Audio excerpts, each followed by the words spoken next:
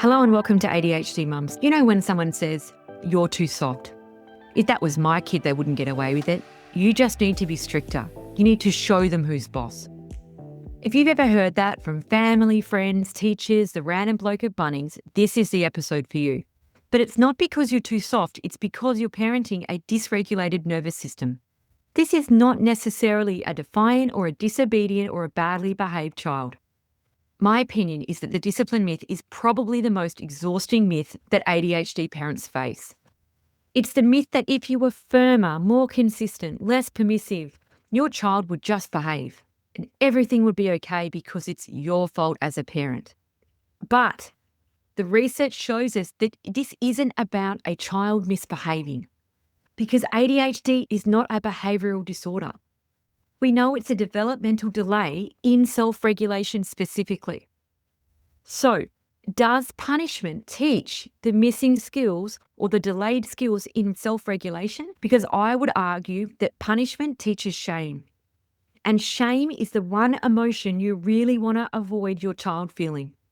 If you want to know a little bit more about shame, go back to the quick reset ADHD myth, you just need to try harder. And I go into a little bit more depth around shame versus guilt and how that can affect the self-esteem of a child and as a late diagnosed adult who's gone through some of those shame feelings. Okay, so let's strip this back. Sometimes people that believe that kids with ADHD need to have more discipline or it's a behavioural issue is because actually the deep belief in there is that ADHD isn't real and, where we as parents are using it as an excuse because we're too lazy to parent them properly and show them discipline. However, there are studies, and I'll put this in the show notes, that ADHD brains actually look different on MRIs. Brain scans back up ADHD. If you look at a brain of a child or an adult with ADHD, there is a difference, particularly with children. If you take a neurotypical child's brain and an ADHD child's brain, there is a difference just in brain volume to start with, the size of it. Plus, particularly in areas of executive function, attention, emotional regulation. All of this is in the show notes. So physiologically, let me just start with that the brain looks different. People say, oh, you can't diagnose ADHD, it's hard off a questionnaire. Yeah, but actually, if you brain scanned everybody, you could actually see it. If you were to take a neurotypical child's brain and a neurodivergent child's brain and use the same parenting, they would react differently because they have a different brain. So, for example, in an ADHD brain, the prefrontal cortex, which is basically the self-control center, really has lowered activity and it matures later. So, for example, if you're saying don't touch that, don't run, and you have a child that's repeatedly doing what you've asked them not to do, yes, to an older relative, it may look like disobedience. Maybe it does look like they need a smack across the face or whatever it was that Grandpa John had done to him, which might be the reason why he's emotionally stunted. But maybe that is true, that it looks like disobedience. It probably does, particularly to the older generation or to our generation now. It may look like that. However, studies, which I'll put in the show notes, show less activations in this impulse control region.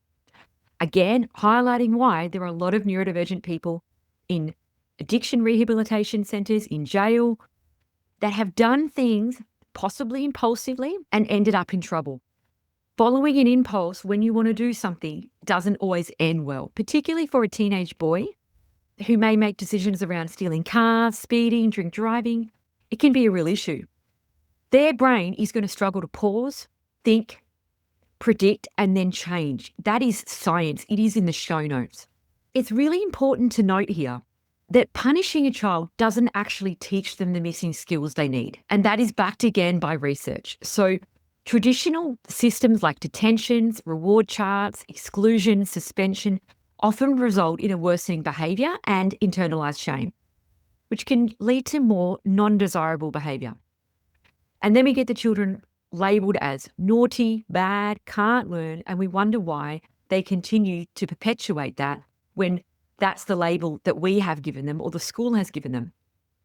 If we have a look at Barkley, and I'll put this in the show notes, he consistently shows that ADHD kids benefit from support, positive reinforcement, and actually skills coaching.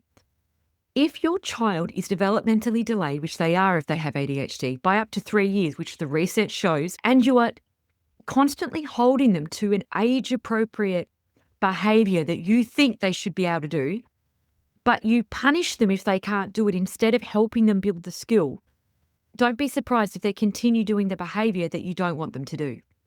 So we actually found in 2021 that there was a big study and it found that punishment is actually associated with an increase in oppositional behaviour, so like defiance. And proactive positive strategies actually reduced aggression and the disruptions at school. That is research. The other thing is as well, I want to go over the myth around, but you did it yesterday, so why can't you do it today? So what looks like inconsistent effort, perhaps by the child or by the adult, can actually just go straight back to fluctuating capacity. So for example, think about yourself. Are you perfect every day? Do you do the same thing every day? Do you do it to the same standard every day? Do you have bad days? Do you have good days? Some days I'm on it. Some days I'm terrible. If I had someone over the top of me every day saying, why aren't you doing it to this level? But that's my 100%. Like I can't do that every day. It depends on my energy, how tired I am, what's going on. Kids are the same, right? They may cope one day, then they may not be able to do it the next day. Some people think that's manipulation. But think about if you have ADHD as well, that actually can just be fluctuating capacity. So continuing to hold them to the standard of something they did one time is going to set them up for failure. That kind of inflexible parenting really can increase the cortisol. Then it creates shame, which actually worsens executive function. It can also make them really emotionally dysregulated. So having a relative or somebody say, well, why could they do it yesterday and not today? Actually, that completely makes sense if your child is diagnosed with ADHD. I'd be shocked if they had the same capacity every day. The next myth that I often see listed in the Facebook group is around a family member, somebody saying, you're being too soft, you need to discipline harder. They need to know who's boss. This seems like it probably would be an older relative, but you'd be surprised. A lot of people are parenting from a space of what they know. Now, it's not that our parents were malicious. It's just that I think they didn't know better. When we are meeting needs, we are not permitting behaviour. We are not doing gentle parenting necessarily. Kids need boundaries. I'm all about that. But we know that ADHD kids are going to respond better to connection than control. The goal isn't obedience. It's safety, self-awareness, and self-regulation. We are building skills so those children can grow up and move out of home and be functioning adults. But when I say that, I don't mean forcing a 7-year-old to get dressed in the morning and pack their own lunch, because just remember they're 7, they're not 21. But I mean around having tools around regulating their own emotions, understanding what makes them feel good, connecting with others, and growing self-esteem, for example. Now, we know that if we do that, you actually will get children who intrinsically want to be connected with you, want to be close with you, and you will get a result long term. It's actually easier short term to just threaten, punish, take iPads, whatever it is, it's easier short term. But the problem is it doesn't work. And that's why I think you're listening. If it worked, everybody would still be doing it. It actually doesn't work. And this view is not my personal opinion. This is backed by research. Dr. Ross Green has this great model, which is built on the idea that kids do well if they can, not if they're scared into compliance. That can work short term, and it may have a place in your parenting. However, connected, needs-based approaches do reduce the outburst and create that really long-term connection. So I just want to imagine for a moment that you have somebody that says they just need a firmer hand, and they're in your family. Why don't you ask them this next time? Would you punish a child for not hearing properly? Or would you actually just check their hearing? Why are we punishing a kid who struggles to self-regulate? So I'll give you a personal example. One of my children the other day, when we were playing handball, picked up a pool chair and threw it into the pool and screamed, "I hate you," and ran off. Now, I was actually shocked. That was a big outburst. And I could see if I had a family member or somebody there that someone might say, that child needs a firm hand. They need to know who's boss. But I saw a child in sensory overload. I saw a nervous system on red alert. I saw a complete meltdown because something didn't happen the way he wanted it to happen and he couldn't handle it. because every day for him, things happen that he doesn't see happening that way. And I saw that coming because he says yes all day, even if he's not okay with things. And when his brother said, I'm going to be an ace, he just lost it. He couldn't be okay with it. And he just couldn't hold it in. So what can we actually do? Your child, they do need consistent signals of safety. I'm here, calm tone. I wouldn't go with or else threats. However, some calm boundaries and family rules really go a long way. I've got some great episodes with Jen Muir on boundary setting. If you go into the show notes, I'm happy to put them in. I would also look at co-regulation. So instead of just yelling at them, calm down, take a breath. Think about it if you're really upset and someone just starts saying, calm down, go for a walk. That has never worked. When someone says to me, calm down, and I'm really upset, I just get so angry. But validate how they feel. Say something like, I can see you're overwhelmed. I've got you. We're going to figure this out, and stay with them. If you are after some really specific parenting advice, I would really recommend following some reputable people in the ADHD space. I'm happy to put links to them into the show notes. But what I did want to do was bust the myth that ADHD kids need a firmer hand.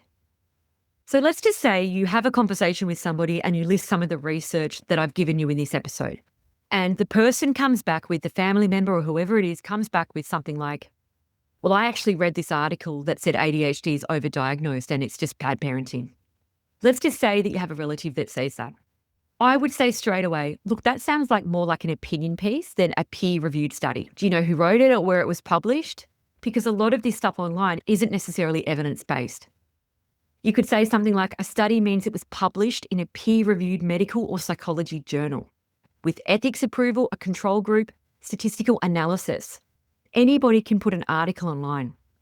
And then again, bring up the science. If you actually look at neuroscience and imaging studies, they actually show the structural and developmental differences in the brain in pictures.